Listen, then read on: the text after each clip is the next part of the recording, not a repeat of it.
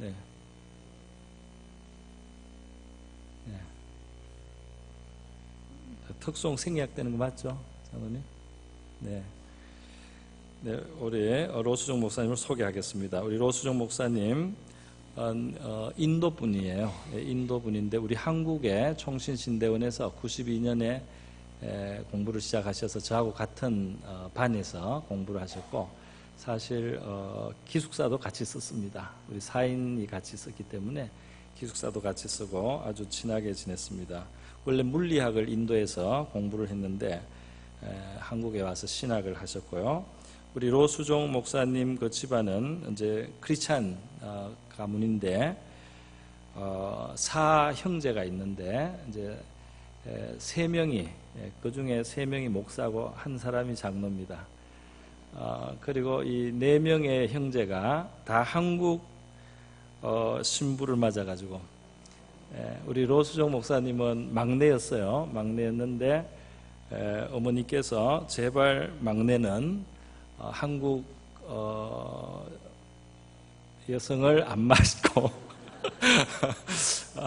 인도 며느리도 한번 보고 싶다 그랬는데 그게 이루어지지 않았습니다. 하나님께서 우리 한국하고 인도를 연결시켜 주려고 우리 왕성교회 장로님 따님하고 만나게 해주셔가지고 오늘 진 사모님 이곳에 오셨습니까?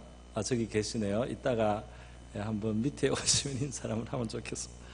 네, 우리 로수종 목사님, 인도에서 그레이스 커뮤니티 처치 은혜 공동체 교회 하시고, 또 우리 신학생을 배출하는 성경학교도 운영하고 있고요.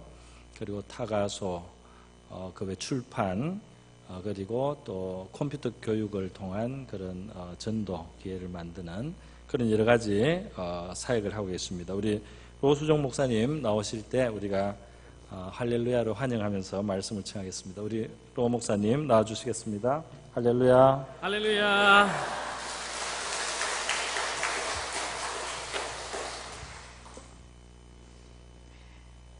제가 91년도에 한국에 왔었을 때 한국말 한마디도 몰랐어요.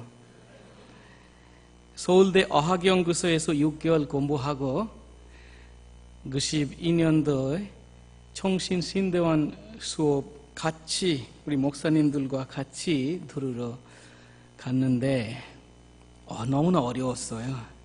근데 그때 저한테 제일 많이 도와주시는 분은 전영호 목사님입니다.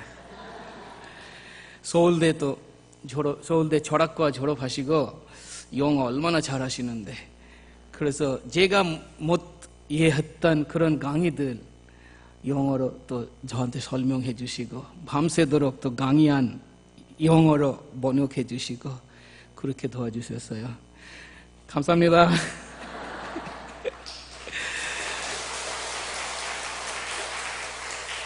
여러분이 아주 좋은 분을 이렇게 담임 목사를 모시게 됐습니다. 제가 존경하는 분들 중에 한 분입니다. 얼마나 겸손하시고, 제가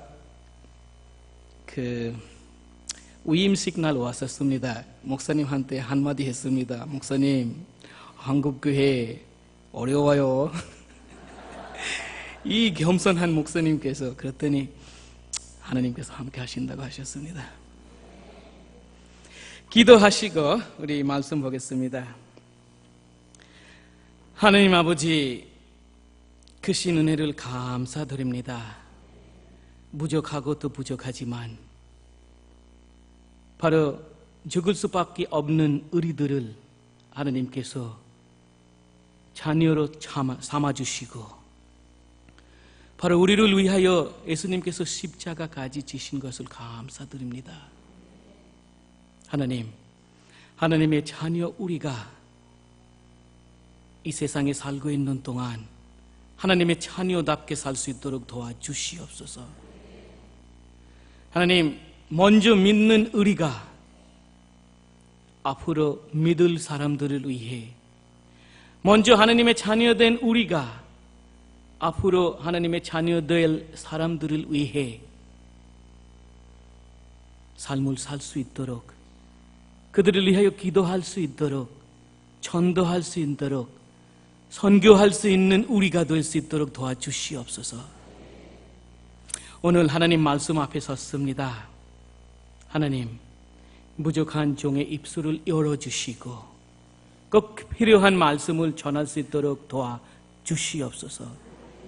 우리 모두의 마음의 문을 열어주시고 하나님의 말씀으로 받아들일 수 있도록 준비해 주시옵소서.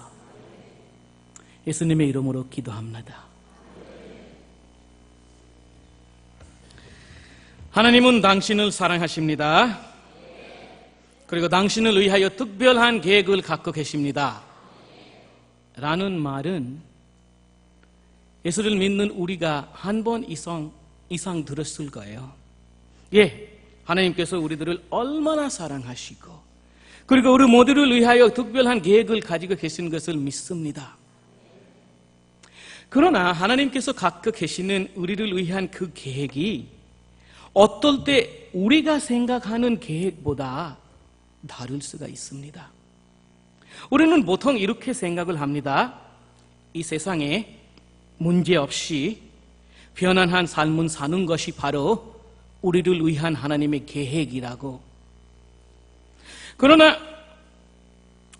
하나님께서는 우리를 너무나 사랑하시고 우리들을 변화시키기를 원하십니다.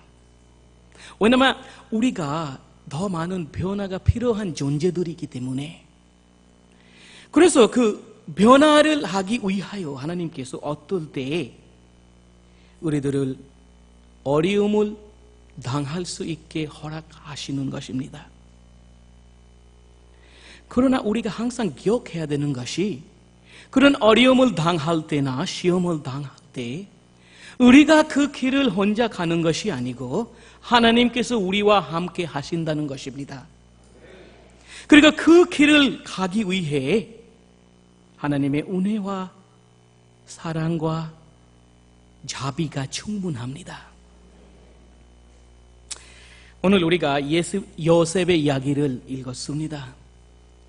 요셉의 삶을 우리가 보게 되면 이 사실을 분명하게 우리가 볼 수 있습니다.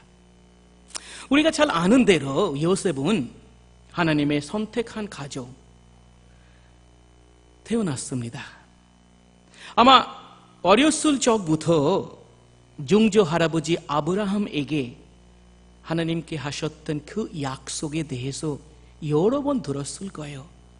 바로 하나님께서 아브라함을 축복하시고 그리고 그 아브라함을 통해서 아브라함의 자손들뿐만 아니고 모든 족속을 축복하시겠다는 그 약속입니다. 요셉 여러 번 들었을 거예요. 그리고 요셉은 야곱의 사랑하는 아내 라헬에게서 태어났습니다. 어렸을 때부터 형들보다 얼마나 많은 사랑과 관심을 갖게 됐습니다. 그런데 이렇게 부모님들의 관심과 사랑뿐만 아니고 하나님께서도 그를 위하여 특별한 계획을 가지고 계셨다는 것을 보여주셨습니다. 바로 그 두 꿈을 통해서 하나님께서 요셉을 위한 그 큰 계획과 그런 특별한 계획을 보여주셨다는 것입니다. 아마 그때에 어느 누가 요셉에게 하나님 당신을 사랑하십니다. 당신을 위해 특별한 계획을 가지고 계십니다. 라고 말했으면 요셉이 내가 가장 확신합니다. 라고 말하는 사람이었습니다. 그러나 요셉의 이야기를 조금 더 우리가 읽어보면 37장 보니까 모든 것이 잘못되어 있는 걸로 볼 수 있습니다. 마치 하나님의 계획이 무너진 것 같아 보입니다. 왜냐하면 그의 형들이 처음에는 예수를 죽이려고 작정하셨고 그 다음에는 바로 장사꾼들에게 팔아버렸습니다. 요셉이 이집트로 팔려갔습니다. 하나님의 큰 계획을 가진 요셉이 보디발의 종이 됐다는 것입니다. 이러한 상황 속에서 발리오 갔었을 때 아니면 이집트에 가서 바티팔의 종이 됐었을 때 요셉이 아마 여러 번 하나님께 질문했었을 거예요. 하나님 어디에 계신가요? 아니면 하나님 나를 위하여 그 건 계획이 어떻게 이런 길로 갈 수 있느냐고. 왜냐하면 우리가 보통 이렇게 생각하죠. 우리가 큰 어려움 없이 편안할 때 바로 하나님께서 우리와 함께 하신다는 거에 증거라고. 반대로 어려움을 당할 때 하나님이 우리와 함께 하시지 않았다, 그렇게 생각하죠. 그러나 성경은 우리에게 정반대로 가르쳐주고 있습니다. 하나님의 자녀 우리가 이 세상에 문제를 당할 때, 어려움을 당할 때 하나님께서 우리와 함께 하시지 않는다는 것은 절대 성경적이 아닙니다. 하나님께서 우리와 함께 하는 것이 문제가 있는 거하고 없는 거하고 아무 상관없다는 것입니다. 우리 하나님은 좋은 날만 우리와 함께 하는 것이 아니고 안 좋은 날에도 우리와 함께 하십니다. 우리가 지금 39장 읽었는데 아주 짧은 장인데, 그런데 여기 똑같은 말씀 4번이나 있습니다. 2절 보니까 여호와께서 요셉과 함께 하심으로, 3절 보면 여호와께서 그와 요셉과 함께 하심을 보며, 21절 보면 여호와께서 요셉과 함께 하시고, 23절 중간 부분 보니까 여호와께서 요셉과 함께 하심이라 라고 하고 있습니다. 예, 하나님께서 요셉을 위하여 아주 큰 계획을 갖고 계셨죠. 그래서 요셉을 애굽까지 데리고 가셨다는 것입니다. 그리고 하나님께서 아브라함에게 약속하셨죠. 큰 축복을 하시겠다고. 애굽에 가보니까 요셉을 통해서 바티팟도 큰 축복을 받게 됐다는 것입니다. 3절 보니까, 5절 보니까 요셉 때문에 바티팔의 가족이 많은 축복을 받게 됐다는 것입니다. 그리고 바티팟도 그 사실을 알고 있었다는 것입니다. 그것뿐만 아니고 요셉도 종이 됐지만 그 가정에서 아주 좋은 위치를 갖게 됐다는 것입니다. 여기까지는 모든 것이 그래도 우리 생각대로 되는 것을 볼 수 있습니다. 왜냐하면 우리가 이렇게 생각하죠. 하나님을 섬기면 다 잘 된다고. 어려움을 당할 수 있죠. 그러나 오래 가지 않습니다. 아플 수도 있지만 하나님께서 고쳐주시죠.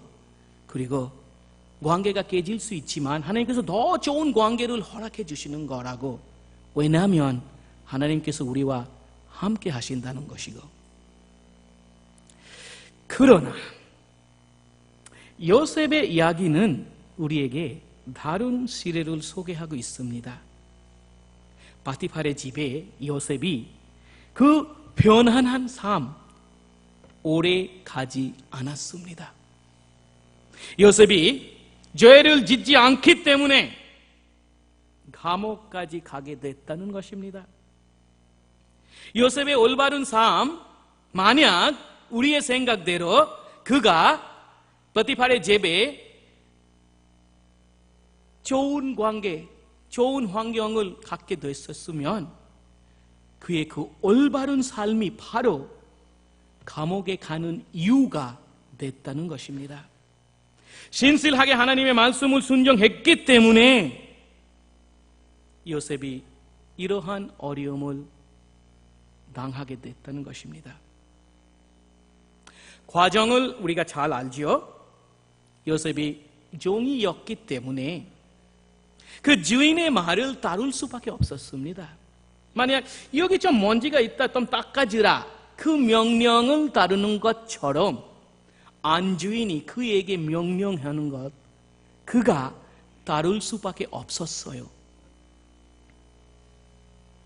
이성적으로 생각하면 이때 주인을 따르는 것 외에는 살 길이 없었습니다. 그러나 요셉은 이성적으로 행동하지 않고 믿음으로, 신앙으로 행동했습니다. 9절 보니까 요셉 그 안주인에게 이렇게 말을 했습니다. 당신의 말을 따르게 되면 내가 바티바를 배신할 것입니다. 내가 그것을 할 수 없습니다. 그런데 거기까지만 아니고 한 걸음 더 나가서 요셉 그에게 말하기를 내가 하나님께 죄를 질 수 없습니다. 여기 볼 수 있는 것이 하나님 나와 함께 하신다는 것을 요셉 말만 하는 것이 아니고 믿었다는 것입니다. 믿었기 때문에 그때 하나님의 눈 아래 그가 있다는 것을 알았고, 그리고 그때 자기가 살기 위해 주인의 말을 따르는 것이 아니고 하나님의 말씀을 순종하기를 결정했다는 것입니다. 요셉은 안주인을 즐겁게 하는 것, 그리고 자기 자신의 편안함을 얻기 하는 것이 하나님께 죄 지는 거라고 생각했다는 것입니다. 그래서 요셉은 하나님을 즐겁게 하는 일, 그로 말미암아 어려움을 당하는 것을 택했다는 것입니다. 그리고 10절 보니까 이렇게 하루 이틀도 아니고 계속적으로 그 삶을 살았다고, 그 믿음을 지켰다는 것입니다. 여기 우리가 질문해야 되는 것이 요셉이 어떻게 이렇게 살 수 있었을까요? 왜냐하면 우리는 조금 어려운 시험을 당할 때 무너질 때가 많이 있다는 것입니다.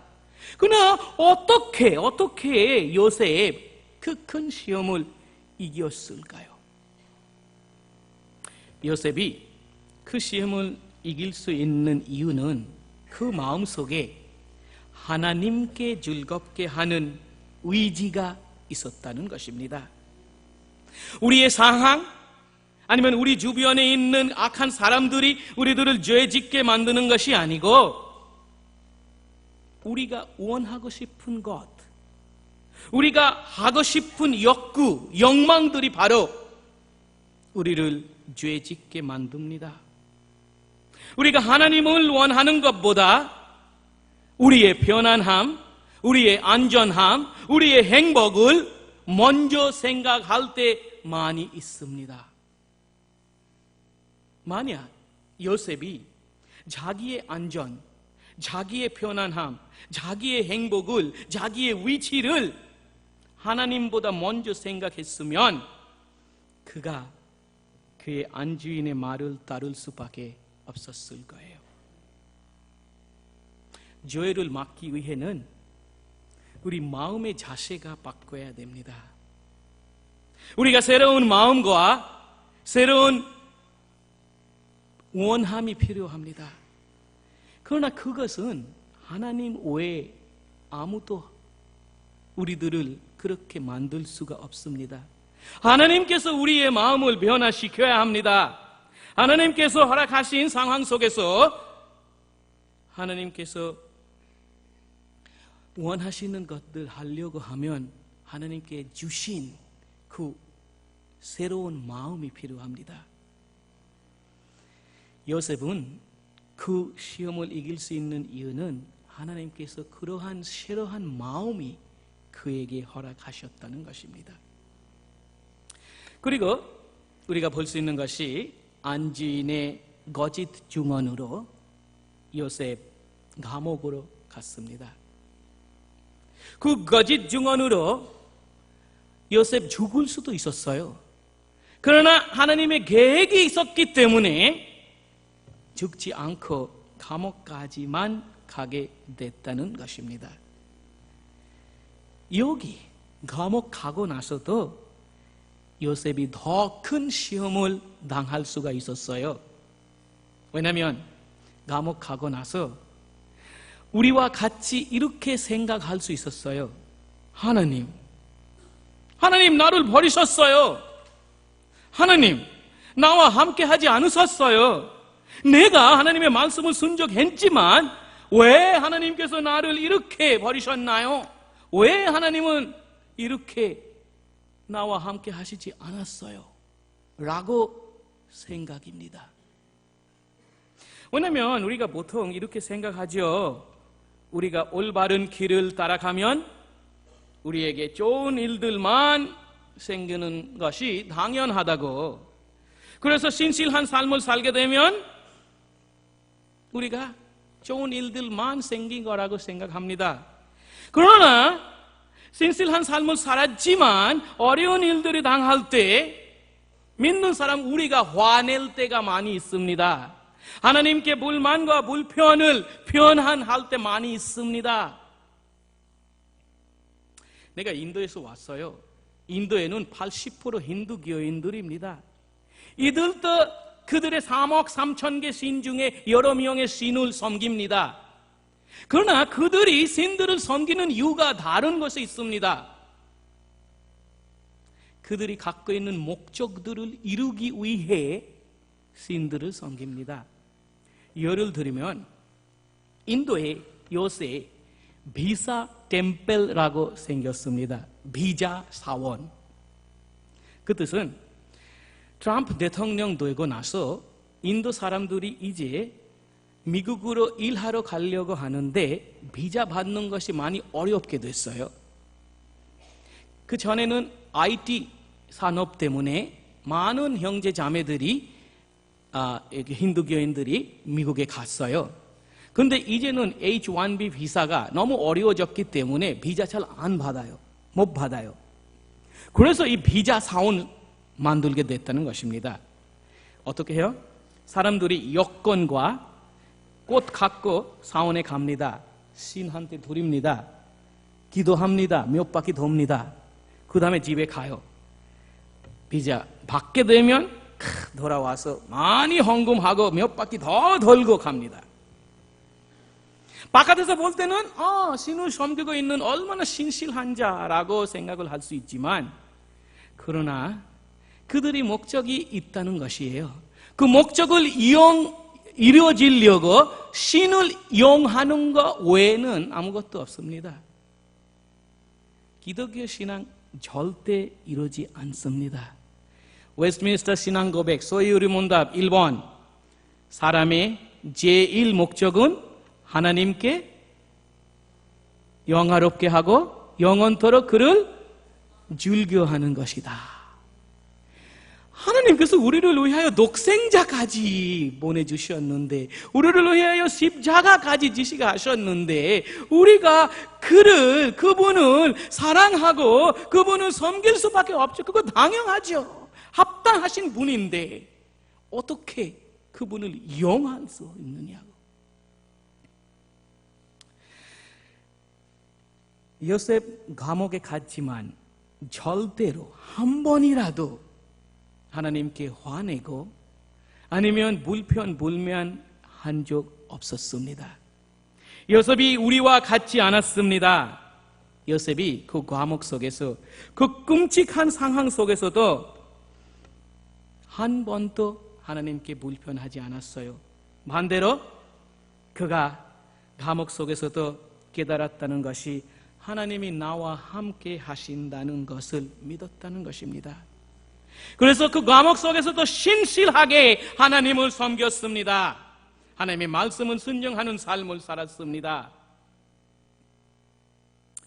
만약 그때 하나님께서 나타나시고 요셉아 두려워하지 말라, 놀라지 말라, 내가 너와 함께 하신다, 그리고 나 감옥에 온 이유가 있다, 나 모든 것은 내 계획 속에 이루어지고 있다. 왜냐하면 여기서 바로의 가까운 사람하고 만나고 너 바로까지 만나고 이 나라의 총리까지 될 사람인데 지금 이 어려움 속에 이걸로 말미암아 나를 의심하지 말라라고 말해 주셨으면 얼마나 좋았을까요?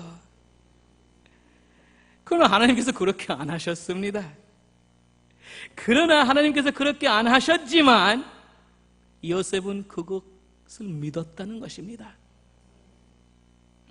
하나님이 나를 사랑하시고 나를 위하여 특별한 계획을 가지고 계신다는 것을 믿었다는 것입니다. 하나님께서 모든 것을 합력해서 선을 이루시는 분입니다. 이제 창세기 39장 우리에게 뭘 가르쳐주고 있느냐 좀 볼 필요가 있습니다. 바로 우리가 요셉을 본받아야 되지 않느냐라는 말씀입니다. 우리도 어려움을 당할 때, 우리도 시험을 당할 때 요셉과 같이 살아야 된다는 것입니다.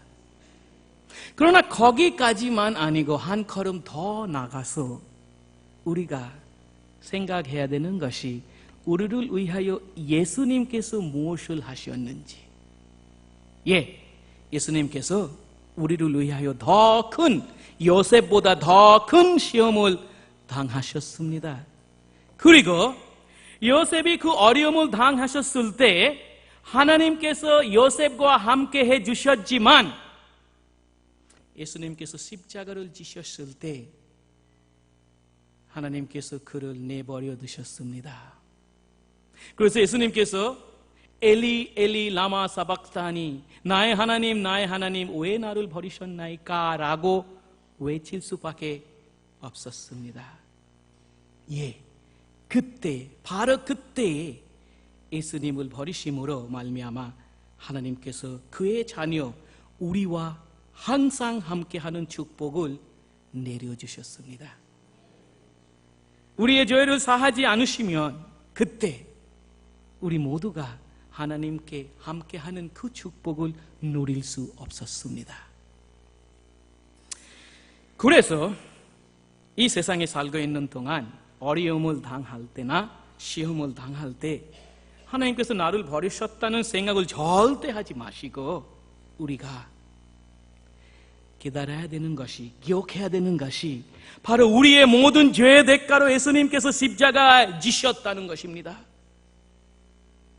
그래서 우리가 지금 당하는 그런 어려움이나 시험, 바로 우리의 죄성과 옛사람을 죽이고 그리고 우리 주변에 있는 사람들에게 예수님을 증거하는 기회라고 받아들여야 된다는 것입니다. 하나님께서 우리와 항상 함께 하시고 하나님을 사랑하는 자, 그 뜻대로 부르심을 입은 자들에게 모든 것이 합력하여 선을 이루십니다. 사실은 인도에 살고 있는 우리가 기독교인 아니면 선교사님 아니면 목회자들은 지금 많은 어려움을 당하고 있습니다. 시험을 당하고 있습니다. 왜냐하면 2014년부터 BJP 정당, 힌두교 극단적인 정당 모디 정부가 인도를 다스리게 하게 됐습니다. 이들의 정신은 힌두파라는 정신입니다. 그 뜻은 인도의 문화는 힌두교 문화다. 그래서 인도에 살고 있는 모든 사람들이 그 힌두교를 받아들여야 된다. 힌두교 문화를 받아들여야 된다. 근데 그 생각대로 사고 싶지 않는 사람들이 바로 이슬람교도 그리고 기독교인들입니다. 이전에는 그래서 이 BJP 정당의 공격의 대상이 이슬람교도들이 있었습니다. 그래서 이슬람교 사원도 부시고 거기에 힌두교 템플 만들려고 했습니다. 그러나 이슬람교도들이 싸우고 항의를 하고 많이 어려움이 있었습니다. 그래서 이제는 그 힌두 극단적인 사람들의 공격의 대상이 이슬람교도가 아니고 기독교인들도 있습니다. 그래서 지난 3년 동안 교회 건물들 부시고 불태우고 기독교 학교 안에서 일부러 문제 만들고 그리고 문 닫게 하고 그리고 목회자들을 멸시하고 때리고 그런 일들 많이 있었습니다. 그것뿐만 아니고 우리가 살고 있는 데가 인도의 동쪽의 서벵골주라고 합니다. 캘카타시. 여기는 BJP가 그렇게 강하지 않았지만 작년에 72살 먹은 수녀님을 강간까지 한 일이 있었습니다. 그리고 인도의 모든 학교에서 이제 요가를 필수 과목으로 지금 만들려고 하고 있습니다. 우리가 얼마 전까지라도 12월 25일 성탄절로 우리가 지켰어요. 근데 이제는 성탄절이 아니고 무슨 좋은 통치의 날로 바꾸고 학생들이 학교에 가야 되고 근무해야 되는 그런 법을 만들었습니다. 그리고 이제 반개정 법을 만들었어요. 뜻은 힌두교 가정에서 태어났으면 죽을 때까지 힌두교인 돼도 다른 종교로 개종할 수 없다고. 반면에 다른 종교에서 힌두교로 들어오는 거는 그거는 개종이 아니고 홈커밍이라고 해요. 그거는 돼요. 얼마 전에 컴패션이라는 선교단체가 있었습니다. 인도에 5,000명 이상의 어린이들을 돕고 있었습니다. 근데 쫓아냈어요. 선교사님들도 많이 추방시키고 있습니다. 거기뿐만 아니고 이제 이 BJP 정당에서 정부에서 우리가 무엇을 먹어야 되나까지 가르쳐주고 있습니다. 바로 소를 죽이지 않도록 소고기를 먹지 못하게 법을 만들었습니다. 만약 집에서 소고기를 잡게 되면 5년까지 감옥에 가야 돼요. 이런 것들 볼 때 인도가 아직도 종교의 자유 나라이지만 힌두교를 극교화하려고 하는 준비라고 볼 수가 있습니다. 그것 때문에 이제는 우리가 마음대로 전도하는 거나 말씀을 전하는 거에 많은 어려움들 다가오고 있습니다. 이런 어려움을 당할 때, 이런 시험을 당할 때 하나님께서 우리들을 버리시는 것이 아니고 함께 하신다는 것을 믿습니다. 확신합니다. 바로 이게 기회입니다. 우리 주변에 있는 사람들에게 예수님을 증거하는 아주 좋은 기회라고 믿습니다. 제가 기독교 가정에서 태어났어요. 4대째 기독교 가정에서.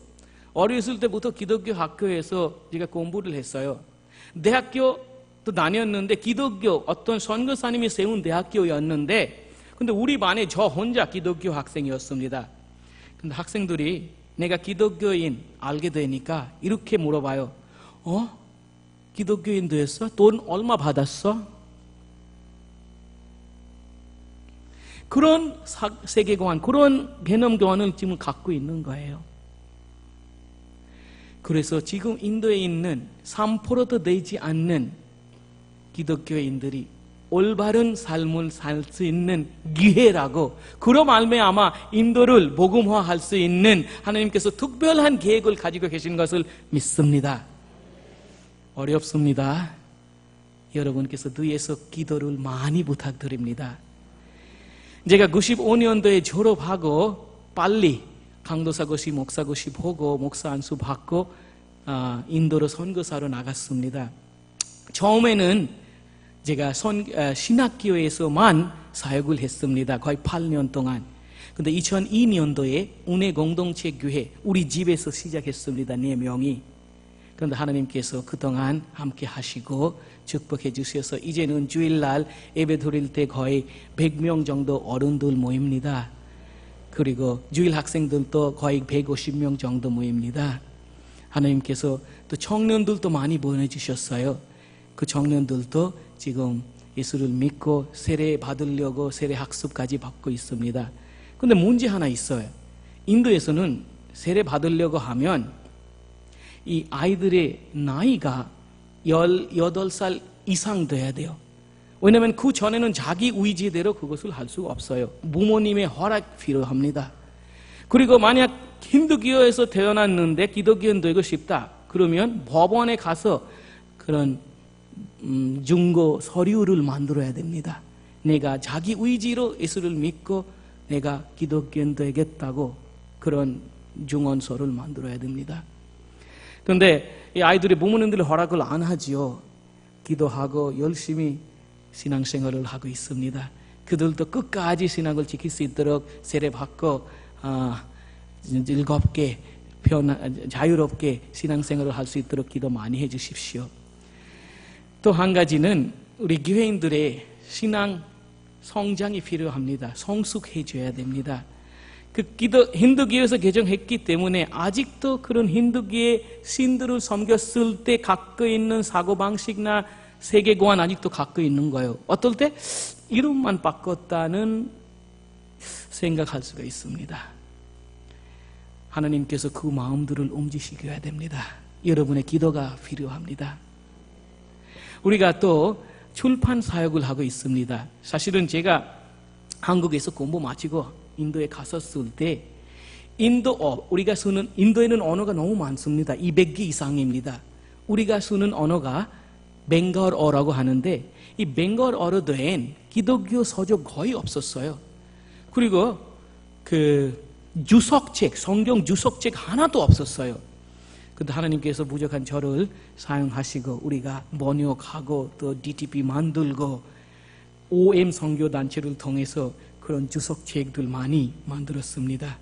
우리 출판사성에서도 여러 가지 책들 지금 출판하고 있습니다. 또 한 가지는 우리가 거기 가니까 청년들 많이 와요. 친구들 데리고 오고 싶은데 친구들이 아니 우리가 사원에 가야지 왜 교회 왜 가느냐, 내가 안 가요. 그런데 컴퓨터를 배우러 오라고 하면 와요. 공짜로 배울 수 있다고 하면 와요. 그러면 기도로 시작하고 기도로 마치고 또 복음을 전하고 그러면 수요 예배까지 참석하게 되고 또 교회에 오게 되는 그런 아이들 많이 있습니다. 우리 조그맣게 신학교라고 말을 하지만 학생이 7명밖에 없습니다. 교수가 8명입니다. 왜냐하면 인도에서는 목회자들의 생활이 그렇게 넉넉하지 않습니다. 기독교 가정에서 아이들을 신학교 안 보내려고 합니다. 여러분께서 많이 기도해 주셔서 앞으로 신학생들도 많이 모집할 수 있도록 기도 많이 해 주십시오. 인도에는 아직도 기독교인들이 그 위의 계급보다는 아래의 계급에 있는 사람들이 많습니다. 그래서 제대로 된 공부도 못하는 사람들이 많이 있는데 그래서 우리 교회의 목적은 우리 교회 다니는 아이들이 공부를 열심히 하고 잘 섬기는 하나님을 잘 섬기는 사람들 만들어야 된다. 그래서 장학금 50명 이상의 학생들에게 주고 있습니다. 그들이 열심히 공부하고 앞으로 인도를 이끌어가는 인도자들이 될 수 있도록 기도 많이 해 주십시오. 또 한 가지 사역은 우리가 이렇게 한국에서나 외국에서 전도팀을 오면 모시고 낙도 오지까지 갑니다. 사실은 우리가 가서 전도하려고 하면 사람들이 참 잘 안 모여요. 대신 외국에서 오면 아마 평생에 처음으로 외국 사람의 얼굴 보면 많이 모여요. 그리고 찬양 열동하면 얼마나 많이 모이는지 몰라요. 얼마나 집중하게 보는지. 그래서 관심을 끌고 나서 그 다음에는 말씀을 전합니다. 말씀을 전하고 나서 예수 믿고 싶은 사람이 있으면 손 들으라면 손 들어요. 앞으로 나오라고 하면 나와요. 무릎을 꿇고 영접 기도까지 시킵니다. 그래서 이런 데 많이 생겼습니다. 이제 그 섬에 교회들 좀 세워야 됩니다. 우리 신학생들 졸업하고 개척교회 많이 만들고 있는데 앞으로 그 섬 지역에 또 땅을 우리가 샀어요. 이제는 교회 건물만 세우기만 하면 돼요. 기도 많이 해 주십시오. 또 한 가지 우리가 아주 특별한 사역은 반주자 양성원입니다. 예, 인도에는 찬송가가 있어요. 그러나 가사만 있는 찬송가, 악보가 없어요. 그래서 교회에서 같은 찬양을 여러 교회 들어보면 같은 찬양인데 다르게 불러요. 같은 교회인데 교회인마다도 다르게 불러요. 왜냐하면 한 번 들었던 그 노래를 멜로디를 기억하고 부르게 되면 틀릴 수밖에 없지요. 목소리 큰 사람, 저 같은 사람이 이겨요. 다 저를 따라가요. 그러나 거의 10년 동안 작업을 통해서 우리 진 선교사가 작곡을 전공해서 그 인도 찬양들 악보를 하나하나씩 만들었어요. 아주 어려운 일이었어요. 그 작가 하는 사람들한테 가서 듣고 녹음하고 만들고 또 돌려주고 이럴 때도 있었어요. 듣고 녹음하고 만들었는데 다시 돌려주니까 아니 이게 안 맞아요. 아니 당신이 지난번에 이렇게 불렀어요. 아 그래? 한번 들어보자. 아 지난번에 내가 잘못 불렀어요. 그러면 다시 부르고 다시 만들고 다시 들려주고 거의 600개 있는 찬양 있는 찬송가를 만들었습니다. 인도 사람들이 아직도 콩나물 잘 몰라요. 그래서 그 반주자 양성원을 통해서 가르쳐주고 있고 그리고 많은 교회에서 지금 사용하고 있습니다. 제가 말로 하는 것보다 짧은 동영상 하나 만들었습니다. 좀 보시면 좀 인도가 어떠냐, 우리가 어떤 사역을 하고 있는지 이해할 수 있을 거라고 믿습니다. 좀 보여주셨으면 합니다.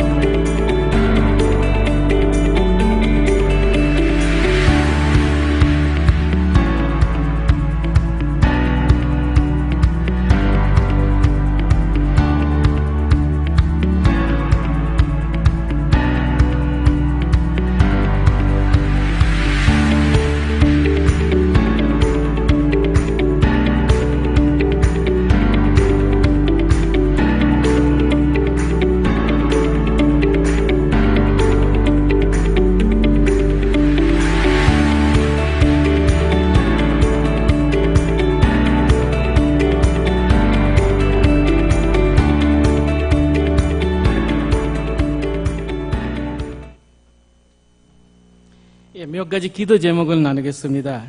첫 번째는 우리 은혜공동체 교회의 교인들의 신앙이 성숙해지도록 기도해 주시고 신학생들 많이 모집할 수 있도록 기도해 주시고 그리고 섬에 교회가 세워질 수 있도록 기도해 주시고 그리고 네 번째는 우리 진혜경 선교사님 몸이 많이 안 좋아요. 2년 전에 암 수술도 하고 또 나이도 얼마 안 됐는데 손도 안 올라가고 한국에 오면 아주 멀쩡하고 건강한데 인도 가면 좀 그래요. 우리 가정을 위해 기도해 주시고 그리고 다섯 번째는 인도 단기 선교팀 많이 보내주세요. 기도하겠습니다. 하나님 아버지, 하나님의 크신 은혜를 감사드립니다. 부족한 우리들을 위하여 독생자 예수님을 보내주신 것을 감사드립니다. 하나님, 우리들을 얼마나 사랑하시고 예수님까지 버리심을 감사드립니다.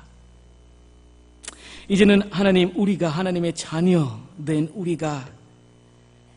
우리뿐만 아니고 우리 주변에 있는 사람들을 위해 기도하고 전도하고 선교하는 사람들이 될 수 있도록 도와주시옵소서. 하나님께서 계획 가운데 이렇게 오리우동 남부교회를 세워주신 것을 감사드립니다.